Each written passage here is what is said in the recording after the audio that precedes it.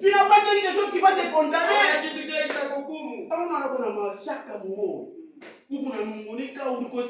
Non, tu marches dans la justice de Dieu. Et même quand tu pries, comme il est toujours derrière ça, pour l'accomplir. Même si tu as été malade, tu avais des cancers, tu avais une maladie, que même le médecin t'ont dit, toi c'est seulement la mort. Comme il avait dit, c'est pas ce mercredi que nous avons été guéris. Ça va vous accompagner. Vous aurez votre guérison. Parce que vous marchez dans la justice de Dieu. Ce sont vos cadeaux. Ce sont les expériences aussi du salut. C'est pourquoi les autres qui ont cherché des miracles, nous on ne peut pas chercher des miracles.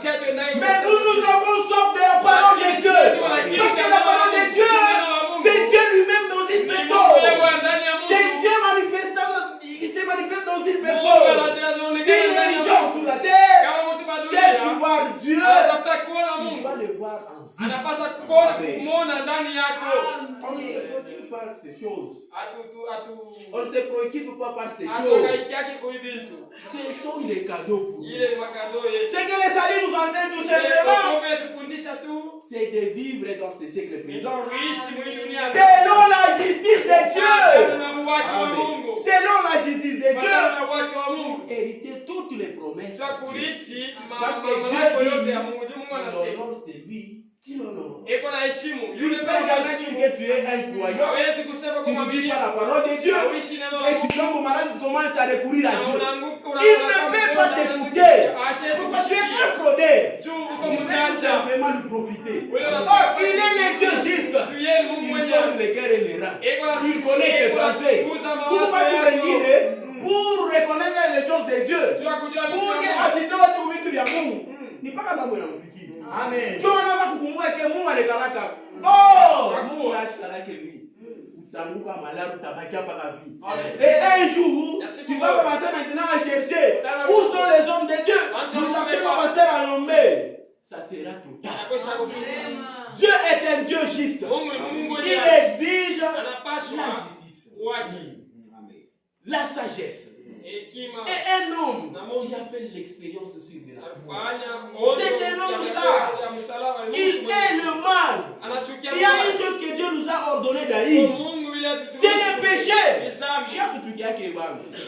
Nous haïssons la vie du péché dans une personne. Mon frère, je ne vais pas vous haïr. C'est pourquoi quand vous voyez votre frère, commettre un péché qui met par la mort, allez le voir. Toi, tu as la connaissance de la parole. Dis-lui tout simplement, mon frère. Njia mbaya. Rudia kusauti ya Mungu. Bila vitu tunashikiaka, bila chana na hivi kunafanya. Hapana wewe ndugu yako anafanya kibaya, wewe unaanza kumsema kwa ndugu yako. Ça ce n'est pas la justice. Et ça ce n'est pas la sagesse de Dieu. Mais le salut nous a enseigné vivre dans ce siècle présent la sagesse. Allez voir votre frère. Umrudishe kusauti ya Mungu. Na sauti ya Mungu nasema ule tu atarudisha mtenda dhambi kwa Yesu Kristo. Ni nafsi moja na kombola. Mon frère, ma soeur, l'âme de l'homme. L'âme de l'homme est très chère. C'est pourquoi aujourd'hui, les Blancs ont fabriqué tout ce qu'ils peuvent fabriquer. De véhicules, ils peuvent faire quelque chose de beau, une maison. Mais arrivé à l'homme, quand l'homme meurt, ils n'ont pas la connaissance de remettre l'âme. L'âme coûte très cher.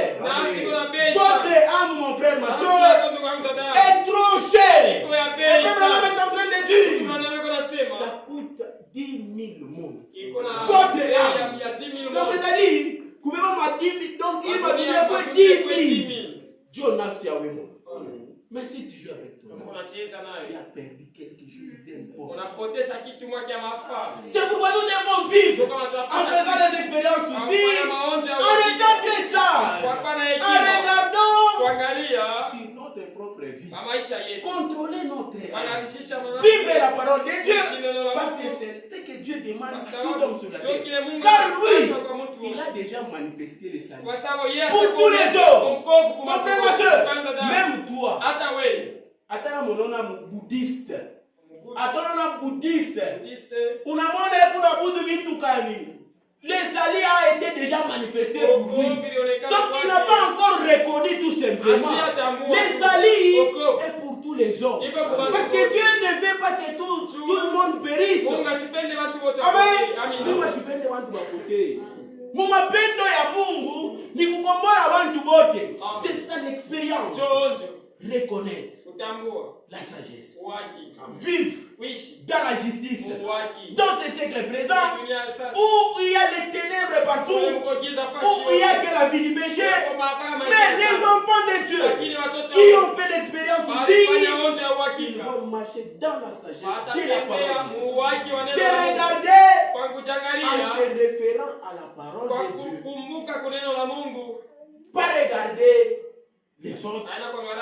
Et si je regarde mon frère, peut-être c'est pour l'aider. Parce que nous sommes dans la marche. Mon frère, ma soeur, quand vous voyez les soldats à la guerre, qu'on ne peut jamais expliquer. Il peut voir son ami dans le blessé tout comme coup. Mais il ne peut jamais laisser son ami. Il fera en sorte que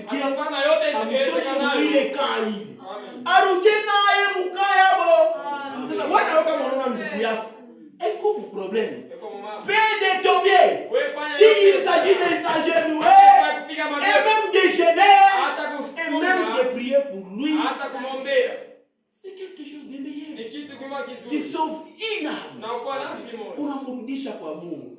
Unamkosea. C'est ce que la Bible nous dit. Amen. Et nous sommes ensemble. C'est un Dieu juste. Et un Dieu jaloux. Il nous a enseigné à renoncer. Et c'est ça l'expérience sur du salut. Vous devez d'abord renoncer à vous-même. Vous n'êtes pas dans le monde. Des avantages à toi. C'est ça l'expérience sur du salut. Et pour faire une expérience du salut, il faut une séparation totale. Avant d'abord d'aller loin, disons d'abord 1 Thessaloniciens chapitre 4.